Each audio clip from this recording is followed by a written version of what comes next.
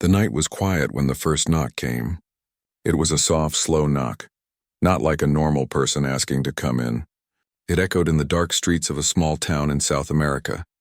A woman opened her door thinking it might be a neighbor. But when she looked outside, she saw a figure unlike anything she had ever seen.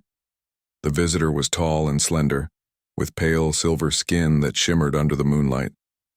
She had large, gentle eyes and wore a long cloak that looked like it was made of flowing light. In her hands, she held a small round object that pulsed softly like a heartbeat. Her voice was calm when she spoke. "I am Vishra," she said in a clear, slow tone. "Is there a child here?" "The one who carries the light." The woman did not understand. She shook her head and closed the door. The visitor walked away without another word. But that was only the beginning. Over the next weeks, the same mysterious being, the alien mother as people soon called her, began to knock on doors across the world. Every night in a different place she appeared without warning. In cities, villages, islands, deserts, and snowy towns, she came and asked the same question. "Is there a child here, the one who carries the light?" At first, people thought it was a trick. Some thought she was a lost traveler. Some said it was a robot. Others whispered about secret government experiments. But the truth was far stranger. The arrival of the Garel scientists soon learned that Vishra was not human at all. She came from a distant world called Thrial, home of an ancient and gentle race known as the Garel. Her ship had entered Earth's orbit quietly, without war, without weapons. She came alone on a mission of hope. For 3 years she had traveled across the stars, leaving her dying world behind. The Garel could no longer bring life to their children. Their world was slowly fading. But their old stories spoke of a child born far away, a child who carried something called the light seed. This child, they believed, would end their curse. So Vishra came to Earth, not to take, not to fight, but to find. The world watches. It did not take long for the world to notice her. Cameras followed her every step. News channels played endless footage of her knocking on doors in small towns, busy streets, and quiet neighborhoods. Some people were curious. Some were afraid. Others believed she was a sign of something greater. Governments tried to speak with her. They sent soldiers, translators, and scientists. She listened carefully to their questions, but her answer never changed. "I will knock," she said. "I will search. When I find the one, I will leave." They asked why she didn't search faster. Why not use machines or technology?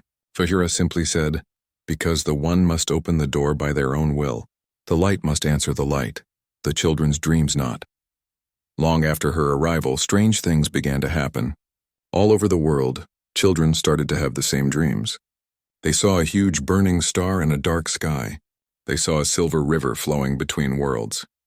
They saw the same woman, Vishra, standing in a field of glowing trees. And she whispered, "I am looking for you." Some children woke up crying. Some drew pictures of her face. Some could even describe the sound of her heartbeat. Parents grew worried, thinking something was wrong. But doctors could not explain it. Scientists called it the light phenomenon. It spread to every continent. The children who had the dreams began to show strange abilities. One girl could heal small cuts on her skin in seconds. A boy could hear a faint hum from machines no one else could hear. Another child could make the air around her shimmer with soft blue light. None of this was harmful, but it was not normal either. People began to believe that maybe Vishra was not just looking for one child. Maybe she had already found them, or they were finding her. The Guardian Group, in the second year of Vishra's search, a small group of scientists, teachers, and parents formed an organization called the Guardians of the One. They believed that Vishra's mission was real. They traveled with her in secret, helping her find homes and guiding her away from angry crowds. They recorded every door she knocked on. Thousands of doors. She was patient, kind, and never forced anyone to answer. If the door opened and no child responded to her, she simply nodded and walked away. Some people called her a saint. Others called her a threat. Protests grew in cities. Some demanded she leave Earth at once. Others begged her to stay and bring miracles. The government's plan in the third year, world leaders started to lose patience. They did not like something they could not control. They invited Vishra to speak at the World Council. Millions watched live as she stood in front of human leaders. She did not shout. She did not beg. She simply explained. "My people are dying," she said. "We do not have time left." "The one is here." The child is born of this world. I must find them. Why must it be a child? One leader asked. Because only a heart that has not learned hate can hold the light, she answered softly. They tried to convince her to let them help with technology and data. She refused gently. This is not a number to be found, she said. This is a soul to be awakened. Some leaders thought she was lying. Others believed her. But no one could stop her search. Even when they blocked roads or closed cities, she still appeared in other places, as if the world itself opened doors for her. The growing tension, by the end of the 3rd year, the world was divided. Some people lit candles in front of their homes hoping she would knock. Others locked their doors, fearing what might happen if she did. Rumors spread quickly. Some said the chosen child would bring peace. Others said the child would end the world. But for Vishira, none of that mattered. She had made a promise to her people. She would not return home without finding the one who carried the light seed. Maya's town. One night, in a quiet little town named Clearwater, a young girl named Maya sat by her window. She was 12 years old. For months she had been having the same dream. The river of light, the woman's voice, the heartbeat in the dark. Unlike the other children, Maya never told anyone. She was scared they would not believe her. Maya often felt something strange around her. Lights would flicker when she was upset. Her mother's old watch would tick faster when she touched it. She didn't understand why, but deep down she felt like something was waiting for her. On a calm evening, when the air was cool and quiet, Maya heard it. A knock at the door. Slow, soft, familiar. She froze. Her mother opened the door. Standing outside was the silver-skinned woman, Vishira. Her gentle eyes met Maya's from across the room. She didn't speak at first. She simply held out her glowing sphere. It pulsed softly, like a heartbeat, the same sound Maya had heard in her dreams. Vishira spoke quietly. I have found this home. Is there a child here? The one who carries the light. Maya's mother looked confused. No, you must have the wrong house, she said nervously. But Maya stepped forward. Her heart was beating fast, and the lights in the house flickered again. Vishira's eyes softened. She slowly knelt down, lowering herself so she was at Maya's height. The light answers, Vishira whispered. Maya felt something warm in her chest. For 3 years, this woman had knocked on doors all over the world. For 3 years, she had walked across deserts and cities, crossed rivers and snow, searching for one single child. And now, she was here. Maya did not yet know what it meant. She did not know why she was the one. But she knew everything was about to change. The knock that echoed across the world had finally found its answer. Maya stood in front of the door, her small hands shaking. The silver-skinned woman knelt quietly in the soft light. The world outside felt silent, like it was holding its breath. Vishira's eyes met Maya's, kind and steady, as if she had been waiting for this moment forever. The light answers, Vishira whispered again. Maya didn't understand what was happening. She was just a normal girl, or at least she thought she was. But something inside her chest felt warm and alive, like a sleeping star had just opened its eyes. Her mother was frightened, but Vishira raised her hand gently, showing she meant no harm. I have walked your world for 3 years, Vishira said softly. I have knocked on every door. And tonight the light has answered. Maya's mother didn't know what to say. She held Maya close, afraid.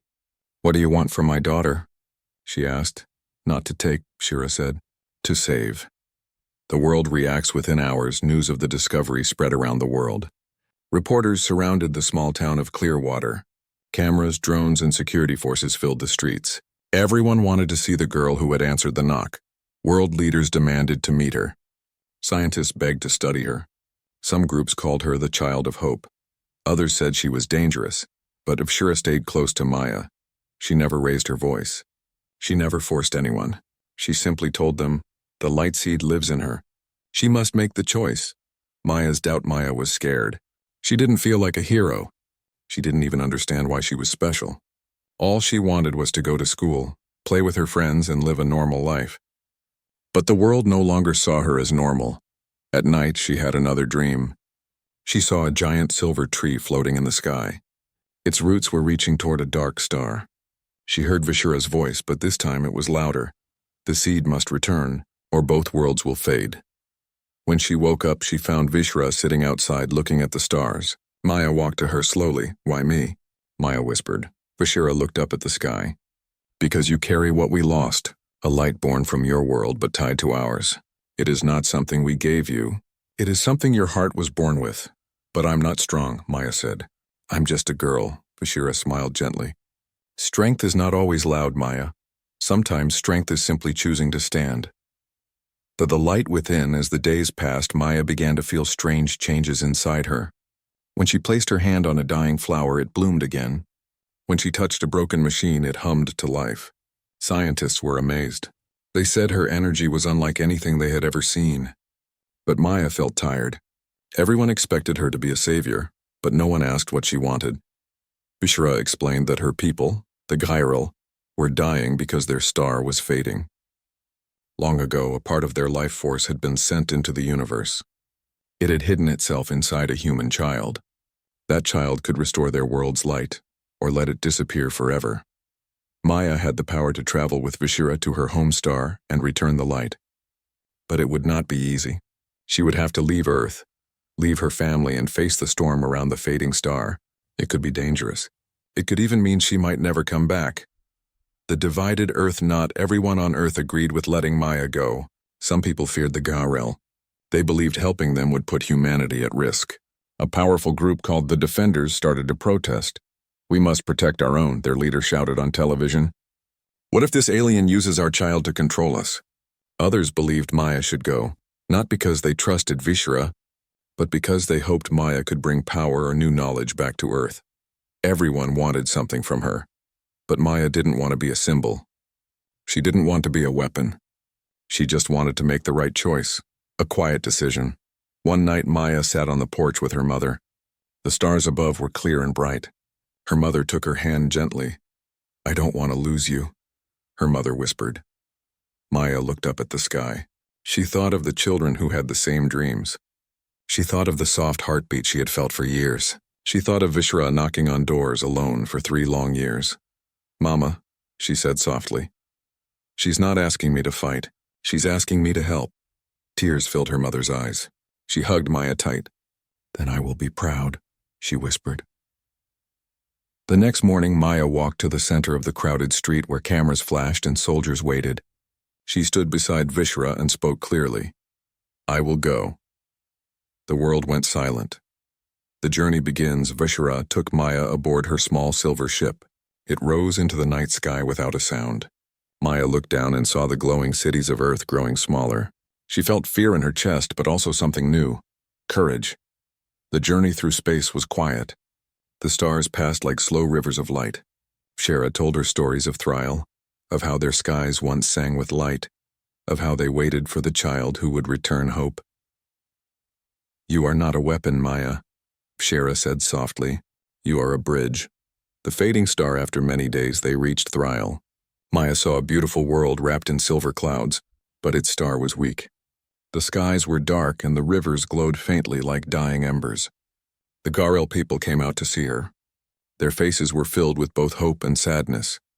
Vishira led Maya to the heart of their world, the Crystal Grove. At the center stood the great silver tree from Maya's dreams. Its roots were blackened, its light almost gone. This is the star root, Vishira said. Our life begins here. It is waiting for your light. Maya placed her hands on the tree. A soft hum filled the air. Her chest burned gently, not in pain but with warmth. A bright light began to spread from her fingertips, climbing up the branches. The ground shook. The clouds parted. The star above Thrial flickered, then grew brighter.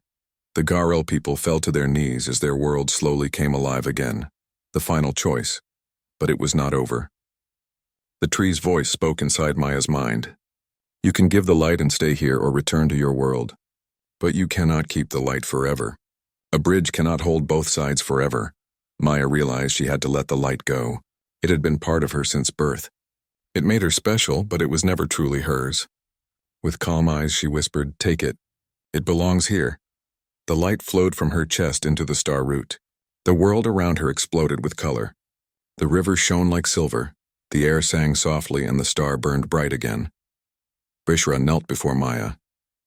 You have saved my people, she said. Maya smiled weakly. Can I go home now? Vishira touched her forehead gently. Yes, the light is home now. And so are you. A new dawn. When Maya returned to Earth, the world waited for her. The Garl sent a message of peace to every nation. They promised friendship, not power. Maya's name became known across the stars. But she remained the same girl who once sat by her window, afraid of a knock on the door. The dreams stopped for the other children. The heartbeat faded. But something else began. A new connection between Earth and Thryle. A friendship built not by war, but by hope. Years later, when Maya grew older, she often sat under the night sky and thought of Vishra. She remembered the light inside her and the star she had saved. She didn't need powers anymore. She had done what she was meant to do.